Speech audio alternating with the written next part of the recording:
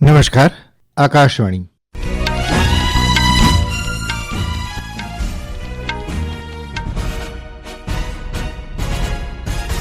સમાચાર જયેશ વેગડા વાંચે છે. સૌપ્રથમ મુખ્ય સમાચાર. પ્રધાનમંત્રી નરેન્દ્ર મોદીએ દરેક ઋતુ અને આબોહવા માટે સ્માર્ટ રાષ્ટ્ર બનાવવા માટે મિશન મોસમનો આજે પ્રારંભ કરાવ્યો. પ્રયાગરાજના મહાકુંભમાં ત્રિવેણી સંગમ ખાતે આજે મકર સંક્રાંતિએ વિવિધ અખાડાઓ સહિત 3.5 કરોડથી વધુ યાત્રાળુઓએ અમૃત સ્નાન કર્યું. વાણિજ્ય અને ઉદ્યોગ મંત્રી પિયુષ ગોયલે આજે નવી દિલ્હીમાં વર્ચ્યુઅલી રાષ્ટ્રીય હળદર બોર્ડનું ઉદઘાટન કર્યું. ભારતે રશિયા સમક્ષ રશિયન સેનામાં કામ કરતા ભારતીય નાગરિકોને શક્ય તેટલી વહેલી તકે સેવામાંથી મુક્ત કરવા જણાવ્યું. સમગ્ર દેશમાં મકર સંક્રાંતિ, પોંગલ, બિહુ અને ઉત્તરાયણ સહિતના ઉત્સવોની ઉત્સાહપૂર્વક ઉજવણી અને ખોખો વિશ્વકપમાં ભારતીય મહિલા ટીમ આજે દક્ષિણ કોરિયા સામે પોતાનો પહેલો મુકાબલો રમશે. સમાચાર વિગતવાર. પ્રધાનમંત્રી નરેન્દ્ર મોદીએ આજે દેશને દરેક ઋતુ અને આબોહવા માટે સ્માર્ટ રાષ્ટ્ર બનાવવા માટે મિશન મોસમનો પ્રારંભ કરાવ્યો. ભારતીય હવામાન વિભાગના 150માં સ્થાપના દિવસ નિમિત્તે નવી દિલ્હીમાં ભારત મંડપમ ખાતે યોજાયેલા આ કાર્યક્રમમાં બોલતા પ્રધાનમંત્રીએ કહ્યું કે મિશન મોસમ એક ટકાઉ અને ભવિષ્ય માટે તૈયાર રાષ્ટ્રના નિર્માણ પ્રત્યે ભારતની પ્રતિબદ્ધતાનું પ્રતીક છે. भारत एक क्लाइमेट स्मार्ट राष्ट्र बने, इसके लिए हमने मिशन मौसम भी लॉन्च किया है. मिशन मौसम सस्टेनेबल फ्यूचर और फ्यूचर रेडीनेस को लेकर भारत की प्रतिबद्धता का भी प्रतीक है. પ્રધાનમંત્રીએ કહ્યું કે બધા માટે પ્રારંભિક ચેતવણી પહેલ દેશની 90%થી વધુ વસ્તીને માહિતી પૂરી પાડે છે. તેમણે કહ્યું કે કોઈપણ વ્યક્તિ આગામી 10 દિવસ માટે હવામાન સંબંધિત માહિતી ગમે ત્યારે મેળવી શકે છે. પ્રધાનમંત્રીએ કહ્યું કે નવી વાસ્તવિક સમયની હવામાનની માહિતી કૃષિ અને દરિયાઈ અર્થતંત્રને મજબૂત બનાવશે. આ પ્રસંગે પ્રધાનમંત્રીએ 150 વર્ષ નિમિત્તે સ્મારક સિક્કો બહાર પાડ્યો હતો. તેમણે હવામાન સ્થિતિ સ્થાપક અને આબોહવા પરિવર્તન અનુકૂલન માટે IMD વિઝન 2047 દસ્તાવેજ પણ બહાર પાડ્યો હતો. આકાશવાણી સાથેની ખાસ વાતચીતમાં હવામાન શાસ્ત્રી DK ચૌધરીએ આ કાર્યક્રમ અંગે વધુ માહિતી આપી હતી. भारत सरकार की जो मिशन मौसम है ये एक दूरगामी कार्यक्रम है जिसके तहत भारत को जो विभिन्न सेक्टर्स हैं, चाहे वो इकोनॉमी हो, इंफ्रास्ट्रक्चर हो, कृषि हो या डिजास्टर मैनेजमेंट हो, उसको बेहतर से बेहतर ढंग से कम डिजास्टर के साथ यानी डैमेज के साथ और उसको ज्यादा रिजिलियंट बनाया जाए और बेहतर से बेहतर विकास के आयाम को स्थापित किया जाए.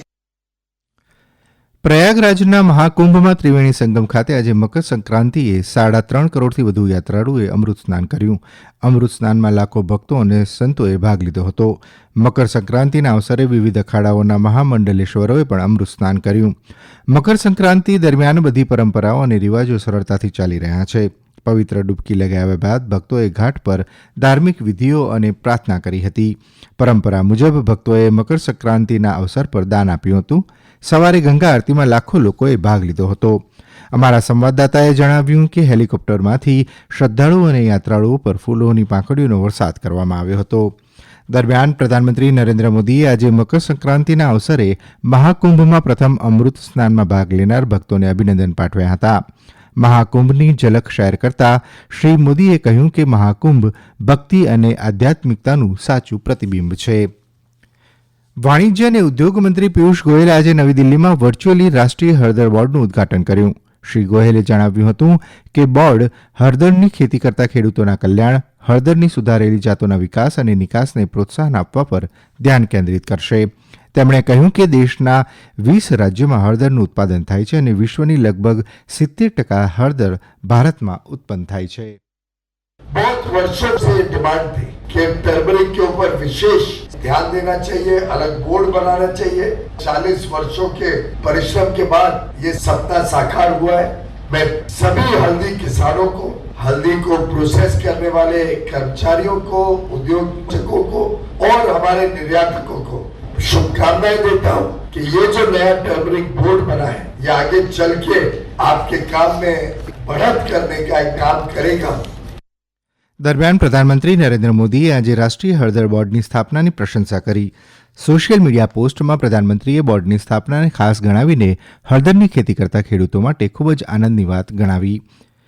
ફ્યુચર મિનરલ્સ ફોરમ 2025નો આજે રિયાદમાં પ્રારંભ થયો છે, જેમાં ખનિજ ક્ષેત્રના પડકારો પર ચર્ચા કરવા માટે 85થી વધુ દેશોના ખાણ ઉદ્યોગના પ્રતિનિધિઓ ભાગ લઈ રહ્યા છે. કેન્દ્રીય કોલસા અને ખાણ મંત્રી જી કિશન રેડ્ડી પણ આ કાર્યક્રમમાં 50થી વધુ દેશોના મંત્રીઓ અને અધિકારીઓ સાથે ઉપસ્થિત રહેશે. આ સમાચાર આપ આકાશવાણી પરથી સાંભળી રહ્યા છો.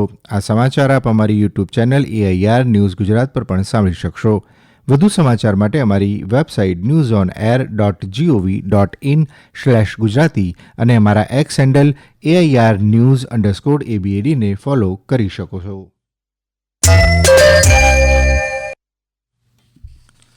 ભારતે રશિયામાં એક ભારતીય નાગરિકના મૃત્યુનો મામલો રશિયન અધિકારીઓ અને નવી દિલ્હીમાં રશિયન દૂતાવાસ સમક્ષ ઉઠાવ્યો છે. વિદેશ મંત્રાલયે ફરી એકવાર કહ્યું છે કે રશિયન સેના માટે કામ કરતા બાકીના ભારતીય નાગરિકોને શક્ય તેટલી વહેલી તકે સેવામાંથી મુક્ત કરવામાં આવે. આજે જારી કરાયેલા એક નિવેદનમાં વિદેશ મંત્રાલયે રશિયન સેનામાં ભરતી થયેલા કેરળના એક ભારતીય નાગરિકના મૃત્યુ પર દુઃખ વ્યક્ત કરતા જણાવ્યું કે કેરળનો અન્ય એક ભારતીય નાગરિક ઘાયલ છે, જેની મોસ્કોની હોસ્પિટલમાં સારવાર ચાલી રહી છે. ભારતીય દૂતાવાસ બંને લોકોના પરિવારોના સંપર્કમાં છે અને શક્ય તમામ સહાય પૂરી પાડી રહ્યું હોવાનું પણ મંત્રાલયે જણાવ્યું હતું. ભારતીય મૃતક નાગરિકનો મૃતદેહ અને ઘાયલ વ્યક્તિને પણ જલ્દી ભારત મોકલવાની પણ માંગ કરવામાં આવી હતી. આજે દેશભરમાં મકરસંક્રાંતિ, પોંગલ, બિહુ અને ઉત્તરાયણના તહેવારો ખૂબ જ પરંપરાગત ઉમંગ અને ઉત્સાહથી ઉજવવામાં આવી રહ્યા છે. સૂર્યના મકર રાશિમાં પ્રવેશના શુભ પ્રસંગને દર્શાવતા આ તહેવાર ઉજવવામાં આવે છે. આ પ્રસંગે લોકો પવિત્ર નદીઓમાં સ્નાન કરે છે, પરંપરાગત ભોજન બનાવી મિત્રો અને પરિવાર સાથે આરોગે છે અને દાન પુણ્ય કરે છે. ગુજરાત અને પશ્ચિમ ભારતના અન્ય ભાગોમાં પતંગ ઉડાડીને આ તહેવાર ઉજવવામાં આવી રહ્યો છે. દરમિયાન ગુજરાતમાં આજે ઉમંગ, ઉત્સાહ અને ઉલ્લાસ સાથે ઉત્તરાયણ પર્વની ઉજવણી કરવામાં આવી રહી છે. સાંભળીએ એક અહેવાલ.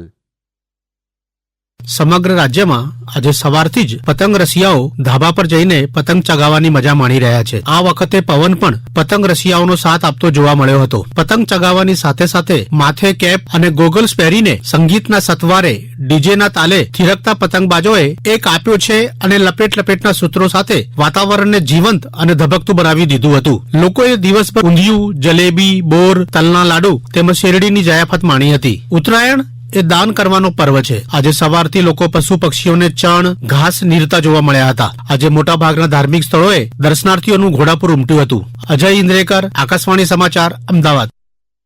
નવી દિલ્હીમાં ચાલી રહેલા પ્રથમ ખોખો વિશ્વકપમાં ભારતીય મહિલા ટીમ આજે દક્ષિણ કોરિયા સામે પોતાનો પહેલો મુકાબલો રમશે. પ્રિયંકા ઇંગ્લેની આગેવાની હેઠળની ટીમ ઇન્દિરા ગાંધી ઇન્ડોર સ્ટેડિયમમાં જીત સાથે પોતાના અભિયાનની શરૂઆત કરશે. બીજી તરફ ભારતીય પુરુષ ટીમનો મુકાબલો બ્રાઝિલ સામે થશે. આ મેચ રાત્રે 8:15 વાગ્યાથી રમાશે. અગાઉ ગઈકાલે પુરુષ ટીમે નેપાળ સામે 42-37ની રોમાંચક જીત મેળવી હતી. ગ્રુપ સ્ટેજ મેચો બાદ ક્વાર્ટર ફાઇનલ 17 જાન્યુઆરીએ, સેમીફાઇનલ 18 જાન્યુઆરીએ અને 19 જાન્યુઆરીએ ફાઇનલ મેચ રમાશે. સંરક્ષણ મંત્રી રાજનાથસિંહે જણાવ્યું છે કે પાકિસ્તાન અધિકૃત કાશ્મીર વિના જમ્મુ અને કાશ્મીર અધૂરું છે અને ત્યાંના લોકો સાથે ધર્મના આધારે ભેદભાવ કરવામાં આવે છે. જમ્મુના અખનૂરમાં ભૂતપૂર્વ સૈનિકોની રેલીને સંબોધતા સંરક્ષણ મંત્રીએ કહ્યું કે પાકિસ્તાન અધિકૃત કાશ્મીરમાં રાષ્ટ્રવિરોધી તત્વો સક્રિય છે અને સમય આવશે ત્યારે તેમની સામે કાર્યવાહી કરવામાં આવશે.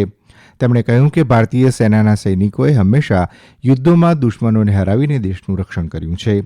શ્રી સિંહે સેનાના જવાનોના બલિદાનની પ્રશંસા કરી અને દેશને આતંકવાદથી સુરક્ષિત રાખવામાં તેમની ભૂમિકાનો ઉલ્લેખ કર્યો હતો. સંરક્ષણ મંત્રીએ અખનૂર ખાતે 108 ફૂટ ઊંચો રાષ્ટ્રધ્વજ પણ ફરકાવ્યો હતો અને હેરિટેજ મ્યુઝિયમનું ઉદ્ઘાટન પણ કર્યું હતું. જમ્મુ અને કાશ્મીરના ઉપરાજ્યપાલ મનોજ સિન્હા, મુખ્યમંત્રી ઓમર અબ્દુલ્લા અને વરિષ્ઠ અધિકારીઓએ શ્રી સિંહનું સ્વાગત કર્યું હતું. અને અંતમાં મુખ્ય સમાચાર ફરી એકવાર.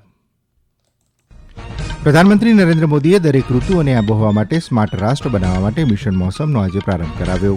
પ્રયાગરાજના મહાકુંભમાં ત્રિવેણી સંગમ ખાતે આજે મકર સંક્રાંતિએ વિવિધ અખાડાઓ સહિત 3.5 કરોડથી વધુ યાત્રાળુઓએ અમૃત સ્નાન કર્યું. વાણિજ્ય અને ઉદ્યોગ મંત્રી પિયુષ ગોયલે આજે નવી દિલ્હીમાં વર્ચ્યુઅલી રાષ્ટ્રીય હળદર બોર્ડનું ઉદઘાટન કર્યું. અને સમગ્ર દેશમાં મકર સંક્રાંતિ, પોંગલ, બિહુલ અને ઉત્તરાયણ સહિતના તહેવારોની ઉત્સાહપૂર્વક ઉજવણી. આકાશવાણી પરથી સમાચાર પૂરા થયા.